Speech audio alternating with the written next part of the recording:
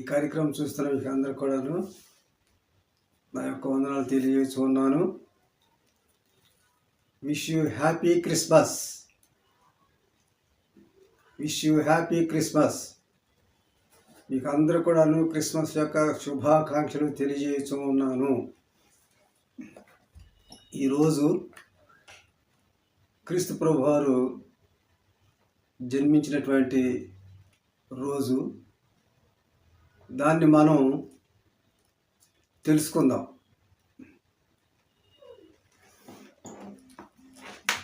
ఎందుకనంటే క్రీస్తు ప్రభు వారు ఈ లోకానికి రావటానికి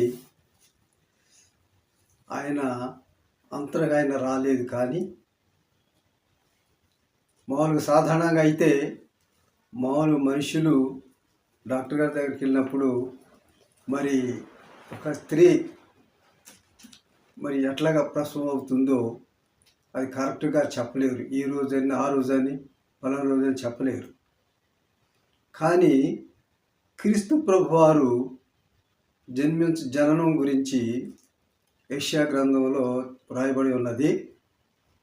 ఎందుకనంటే యెషయా గ్రంథములో 700 సంవత్సరాల క్రితమే క్రీస్తు ప్రభు వారు పుట్టక మునుపు 700 సంవత్సరాల క్రితమే మరి లేఖనాల ద్వారా తెలియజేయబడింది.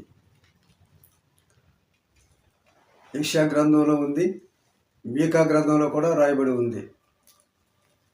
చూసారా? ఎందుకంటే ఆయన ఈ లోకానికి రావడానికి కారణం ఏంటంటే ఇది వరకు జలప్రళయంలో పాపం చేసి ఎంతోమంది చనిపోయారు. అలానే ఆ తర్వాత వచ్చినటువంటి జనులందరూ కూడాను, ప్రజలందరూ కూడాను పాపంతోనే బ్రతుకుతూ ఉన్నారు. కానీ వారిని ఏ విధంగానైనా కానీ నేను భూలోకానికి వెళ్ళి వాళ్ళందరూ కూడాను మరి వారిలో ఉన్నటువంటి పాపాన్ని తీసివేసి వాళ్ళకి రక్షణ భాగ్యం కలిగజేయాలని చెప్పేసి ఆయన ఈ లోకంలో జన్మించినట్లుగా మనం చూస్తూ ఉన్నాం. ఎంత ప్రేమ చూసారా ప్రియమైన వాళ్ళారా? ఆయన రావడానికి కొన్ని కారణాలు కూడా ఉన్నాయి. ఏమిటనంటే ఇక్కడ చూడండి, కొన్ని వాక్యాలను చూద్దాం. యెషయా గ్రంథం 7వ అధ్యాయం 14వ వచనంలో ఒక వాక్యం రాయబడి ఉంది. ఏంటనంటే, కాబట్టి ప్రభువు తానే ఒక సూచన మీకు చూపును, ఆలకించుడి, కన్యక గర్భవతి అయి కుమారుని కని అతనికి ఇమ్మానుయేలు అని పేరు పెట్టును. చూసారా? కన్యక గర్భవతి అయి కుమారుని కని అతనికి ఇమ్మానుయేలు అని పేరు పెట్టుదిరే నేను. చూసారా? ఇది క్రీస్తు ప్రభు వారు పుట్టుకమునిపై 700 సంవత్సరాల క్రితం రాయబడినటువంటి వాక్యం ఇది. అలానే ఇంకా మనం చూసినట్టయితే మీకా గ్రంథంలో కూడా చూసినట్లయితే మీకా గ్రంథము 5వ అధ్యాయము 2వ వచనంలో మనం చూసినట్లయితే, బెత్లెహేము ఎఫ్రాతా, యోదావారి కుటుంబములలో నీవు స్వల్ప గ్రామమైనను నా కొరకు ఇశ్రాయేలీయులను ఏలబోవాడు నీలో నుండి వచ్చును. పురాతన కాలము మొదలుకొని శాశ్వత కాలము ఆయన ప్రత్యక్షమగుచుండెను. చూసారా? ఇది కూడా క్రీస్తు ప్రభు వారి గురించి చెప్పబడినటువంటి వాక్యం. బెత్లెహేము ఎఫ్రాతా అంటే, బెత్లెహేము అంటే చిన్న గ్రామం. అది ఆ గ్రామం అంటే యోదావారి కుటుంబంలో నువ్వు స్వల్పమైన గ్రామం అయినను నా కొరకు ఇశ్రాయేలు ఏలబోవాడు నీలో నుండి వచ్చును అని ఇక్కడ రాయబడి ఉన్నది. అంటే క్రీస్తు ప్రభు వారు మరి ఈ లోకానికి రావటానికి మరి ఎప్పుడో లేఖనాలు చెప్పబడి ఉన్నాయి. కాబట్టి ఈ లేఖనాల యొక్క నెరవేర్పు మరి మత్తయి సువార్త 1వ అధ్యాయంలో కూడా రాయబడి ఉన్నది. ఏంటంటే ఈ నెరవేర్పు జరిగింది. ఇక్కడ మత్తయి సువార్త మనం చూసినట్లయితే 22వ వచనం చూసినట్లయితే చూడండి, ఇదిగో కన్యక గర్భవతి అయి కుమారుని కనును దేవదూత చేత మరి ఇక్కడ మరి చెప్పబడి ఉన్నది. ఎవరికి అనంటే ఈ యోసేపుకి. అలానే ఇంకా మనం చూసినట్టు 2వ అధ్యాయంలో మత్తయి సువార్త 2వ అధ్యాయంలో మనం చూసినట్లయితే 5వ వచనంలో యోదయ దేశము బెత్లెహేమా, నీవు యోధా ప్రధానులలో ఎంత మాత్రమును అల్పమైన దానవు కావు. ఇశ్రాయేలును నా ప్రజలను పరిపాలించు అధిపతి నీలో నుండి వచ్చును. చూసారా, ఈ నెరవేర్పు ఇక్కడ ఎప్పుడైతే లేఖనం ద్వారా తెలియజేయబడిందో మత్తయి సువార్తలో ఈ నెరవేర్పు జరిగిందని చెప్పేసి నేను మీకు మనం చేస్తూ ఉన్నాను. చూడండి ప్రియమైన వారలారా, ఇక్కడ మనం చూసినట్లయితే క్రీస్తు ప్రభువారు మరి లోకా సువార్త 2వ అధ్యాయము 11వ వచనంలో మనం చూసినట్టయితే, దావీదు పట్టణమందు నేడు రక్షకుడు మీ కొరకు పుట్టి ఉన్నాడు, ఈయన ప్రభు అయిన క్రీస్తు. అంటే ఏంటన్నమాట, ఈ 2వ అధ్యాయంలో మరి క్రీస్తు జననం గురించి రాయబడి ఉన్నది. ఇక్కడ మనం చూసినట్లయితే మనం ఆయన జననం గురించి కొంచెం మనం తెలుసుకుందాము. ఏమన్నానంటే, ఆ దినములలో అంటే అప్పుడు మరి యోసేపు మరియా మరి ఆ కాలంలో జరిగిన సంఘటన ఏంటంటే, సర్వలోకములకు ప్రజాసంఖ్య రాయవలనని. సర్వలోకం అంటే భూలోకం అంతా కూడా, ప్రపంచంలో ఉన్నటువంటి వారు కూడా మరి ప్రజాసంఖ్య రాయాలని మొట్టమొదటి అక్కడ కైసరు ఐగస్తు వలన ఆజ్ఞ అయింది. ఇది మొట్టమొదటిగా జరిగినటువంటి ప్రజాసంఖ్య. ఈ ప్రజాసంఖ్యలో మరి రాయబడటానికి ఎవరు, యోసేపు మరియమ్మ గారు మరి బయలుదేరి ఎక్కడికి వెళ్ళారు, యోదయలోని బెత్లెహేము అనబడిన దావీదు ఊరికి వెళ్ళాను. వారక్కడ ఉన్నప్పుడు ఆమె ప్రసవ దినములు నిండెను కనుక తన తొలిచూలు కుమారుని కని పొత్తిగుడలతో చుట్టి సత్రంలో వారికి స్థలము లేనందున ఆయనను పశువుల తొట్టులో పరుండబెట్టాను. చూసారు, అక్కడ ప్రజాసంఖ్య రాయబడి ఉన్నది. ఆ ప్రజాసంఖ్యలో రాయబడటం కోసం, నమోదు కావటం కోసం, వీళ్ళ పేర్లు నమోదు కావటం కోసం వారు మరి ఆ యోదయలోని బెత్లెహేము పడిన ఊరికి వచ్చారు. అక్కడ రాసినటువంటి జర్మనీలో మరి మ్యూజియంలో ఒక గ్రంథంలో రాయబడి ఉంది. ఏమనంటే అప్పుడు రాసినటువంటి ప్రజాసంఖ్య ఎంత అంటే 42,33,000 జనాభా లిఖితమై ఉంది. అంతమంది జనాభా రాసి ఉన్నారని చెప్పేసి రాయబడి ఉన్నది. చూడండి ప్రేమైన వాళ్ళారా, అక్కడికి వచ్చిన తర్వాత ఆమె మరి ప్రసవ దినములు నిండిని. అప్పుడు ఆమె ఒక కుమారుని కని ఒక సత్రంలో ఉన్నారు. ఆ సత్రంలో మరి స్థలం లేనందున మరి ఆ శిశువుకు పొత్తిగుడ్డలతో చుట్టి మరి పశువుల తొట్టిలో ఆయనను పరుండబెట్టెను.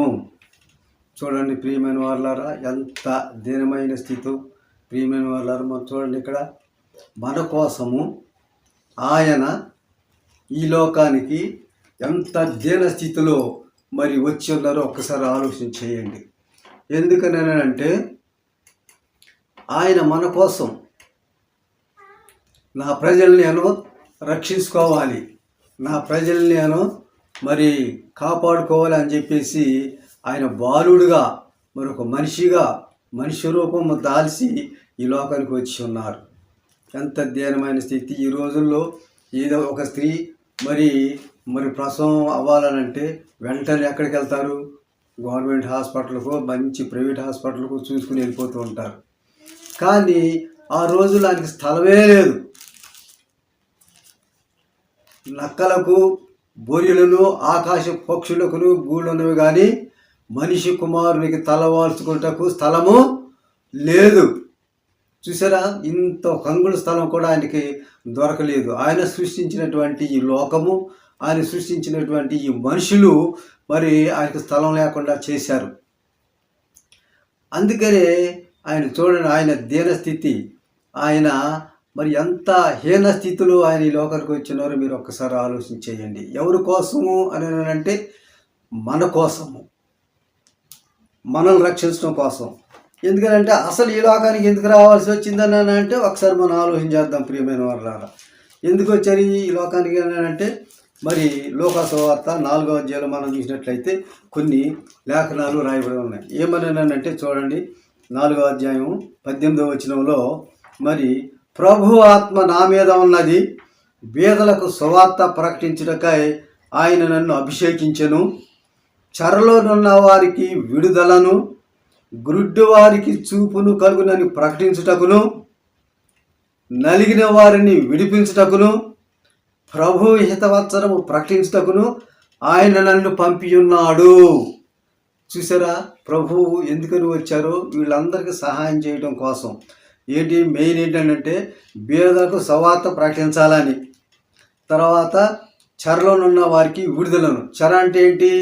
ఎంతోమంది ప్రజలు దేవుని విడిచి సాతాను సంబంధిగా ఉన్నటువంటి వారు, అపవాదికి సంబంధించినటువంటి వారు బంధింపబడి ఉన్నారు.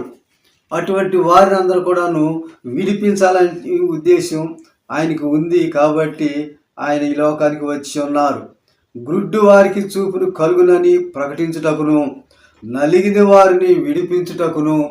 నలిగిన వారిని అంటే అందులో బాధల్లో, కష్టాల్లో, శ్రమల్లో, ఇరుకుల్లో, ఇబ్బందులు ఉన్నటువంటి వారిని బయటికి లాగి వారికి మంచి జీవితం ఇవ్వాలని చెప్పేసి, అలాగనే ప్రభు హితవత్సరము ప్రకటించుటకును ఆయన నన్ను పంపి ఉన్నారు. ప్రభు హితవత్సరం అంటే మంచి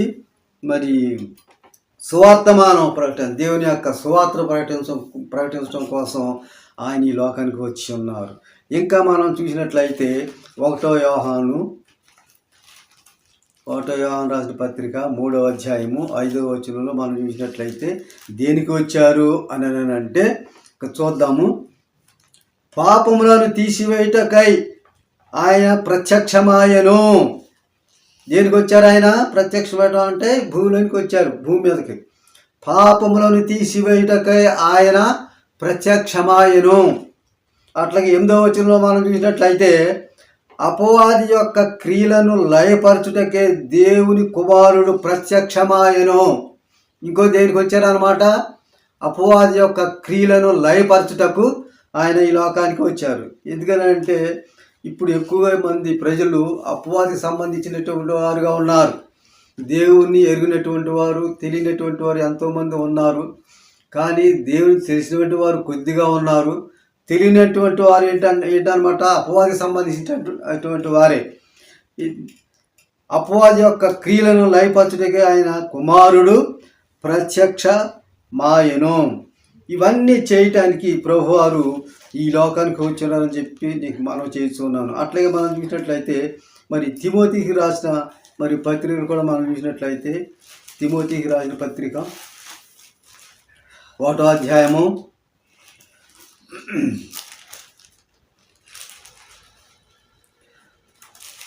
15వ వచనంలో కూడా వాక్యం రాయబడింది. ఏమన్నా అంటే పాపులను రక్షించుటకు క్రీస్తు యేసు ఈ లోకమునకు వచ్చెను. చూసారా, అక్కడ క్లియర్ రాశాను. ఇంకా పాపులను రక్షించుటకు క్రీస్తు యేసు ఈ లోకమునకు వచ్చెను. చూసారా, పాపులు ఎంతోమంది పాపంతో నిండి ఉన్నారు, పాపం చేసి ఉన్నారు. వాళ్ళందరూ కూడాను రక్షించడం కోసం ఆయన ఈ లోకానికి వచ్చి ఉన్నారు.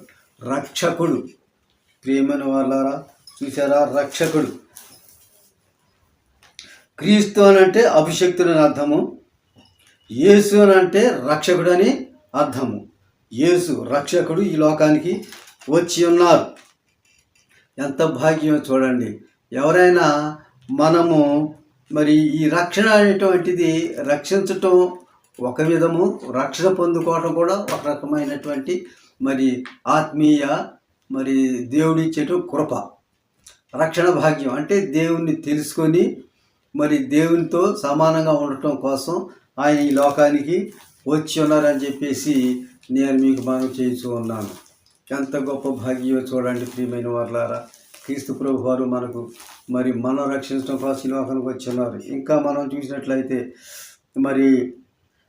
యోహాను సువార్త 3వ అధ్యాయం 16వ వచనంలో ఏముందంటే దేవుడు లోకమును ఎంతో ప్రేమించెను కాగా ఆయన అద్వితీయ కుమారునిగా పుట్టిన వాని యందు విశ్వాసముంచు ప్రతివాడును నశింపక నిత్య జీవము పొందినట్లు ఆయనను అనుగ్రహించెను. చూసారా, దేవుడు లోకముని ఎంతో ప్రేమించెను. చూసారా, ఈ లోకంలో మరి ఎక్కువగా ఆయన సృష్టించినటువంటి సృష్టి యావత్తులో మానవులను ఎక్కువగా ప్రేమించారు దేవుడు.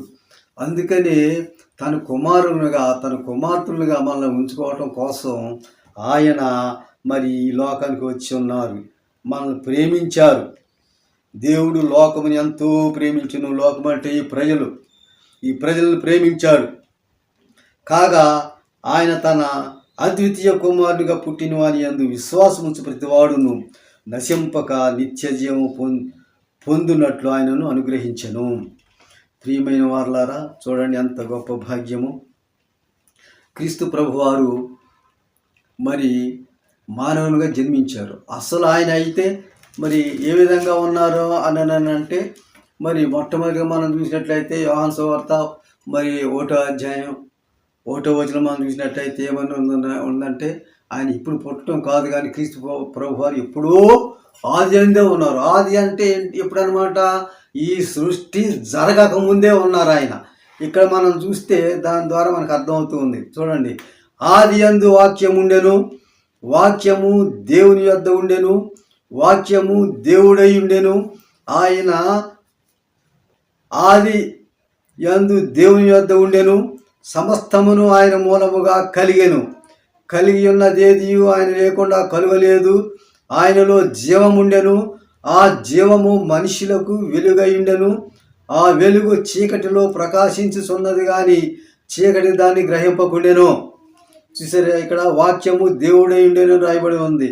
ఈ వాక్యము 14వ వచనంలో మనం చూసినట్లయితే ఆ వాక్యము శరీరధారి అయి కృపాసత్య సంపూర్ణుడిగా మన మధ్య నివసించను. వాక్యమే దేవుడు. ఈ వాక్యమే ఆదియందు ఉన్నది, దేవుని వద్ద ఉంది. దేవుని మాటే వాక్యము.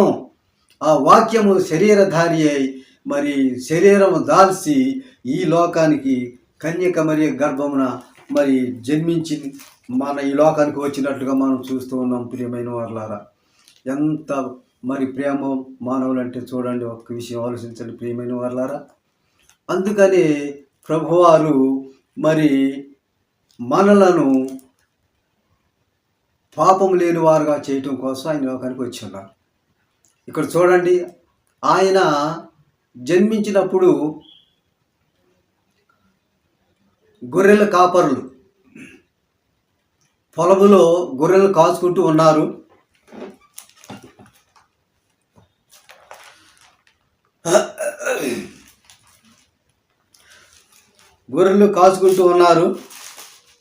అదే సమయంలో మరి దేవదూత వచ్చి వారికి కనబడి వారిని చూచి వాళ్ళ యొద్ద నిలిచెను రాయబడి ఉంది. ఇక్కడ చూడండి, రాత్రి వేళ తమ మందను కాచుకొని చూడగా ప్రభుదూత వారి యొద్దకు వచ్చి నిలిచెను. ప్రభు మహిమ వారి చుట్టూ ప్రకాశించినందున వారు మిక్కిలి భయపడిరి. అయితే ఆ దూత, భయపడుకుడి, ఇదిగో ప్రజలందరికీ కలుగుబో మహా సంతోషకరమైన సువర్తమానము నేను మీకు తెలియజేయుచున్నాను. ఏంటి అని అంటే, దావీదు పట్టణమందు నేడు రక్షకుడు మీ కొరకు పుట్టి ఉన్నాడు, ఈయన ప్రభు అయిన క్రీస్తు.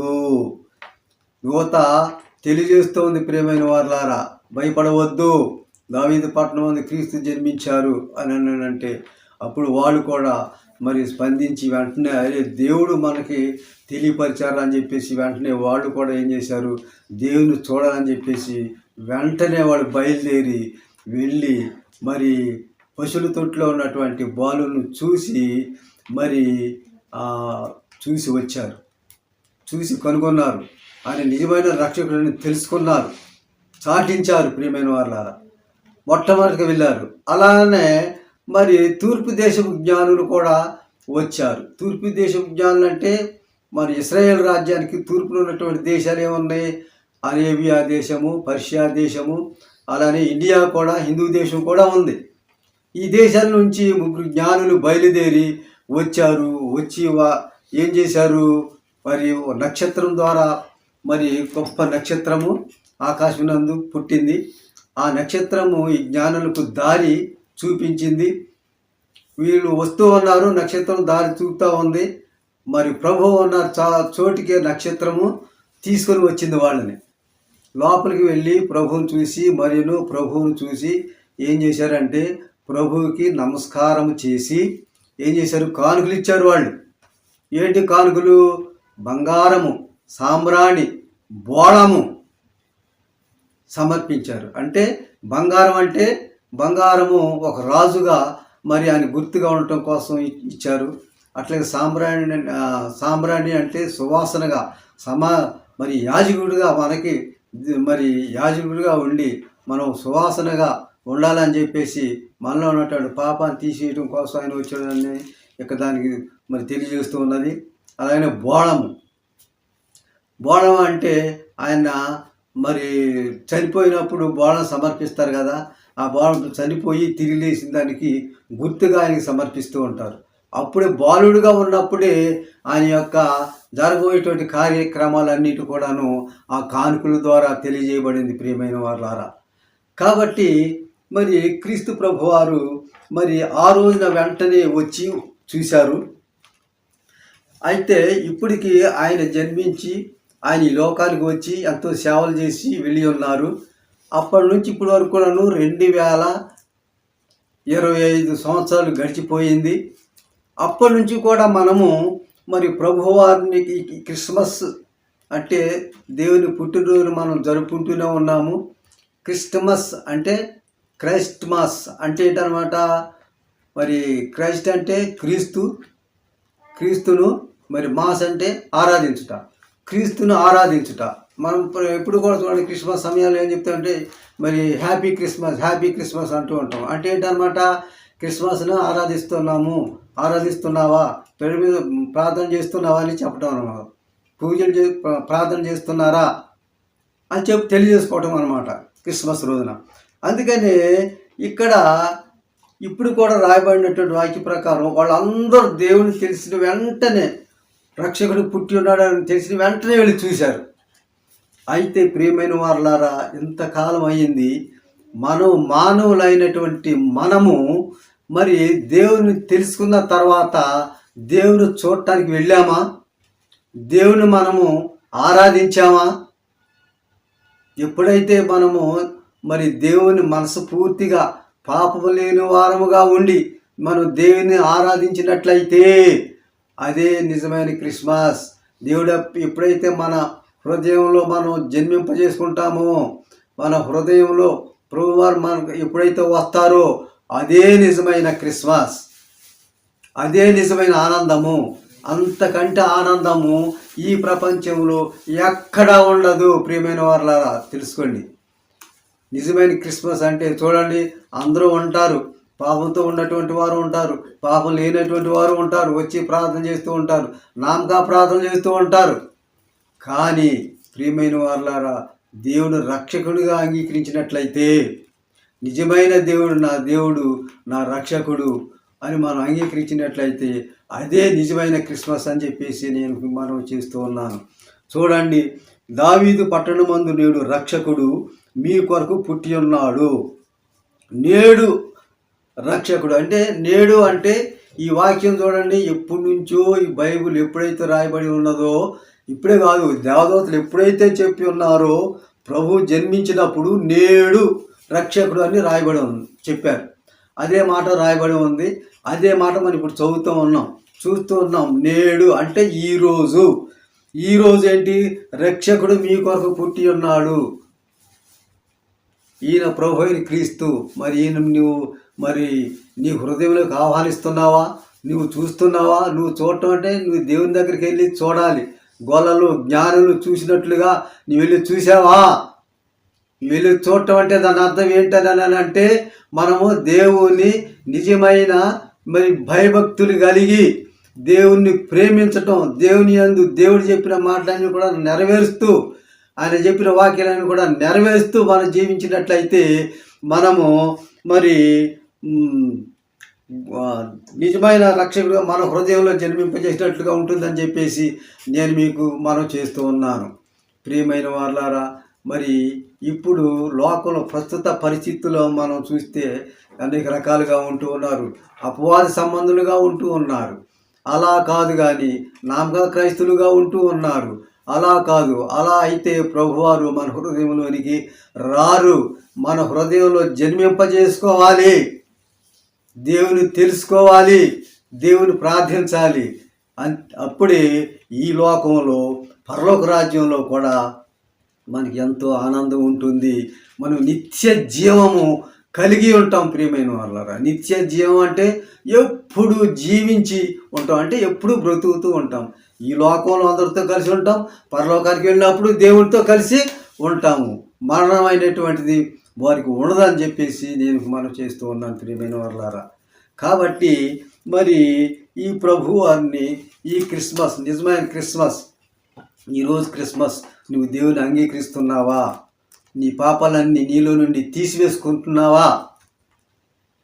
తీసివేసుకోండి. ఇదే మిక్కిలి అనుకూలమైన సమయము, ఇదే రక్షణ దినము.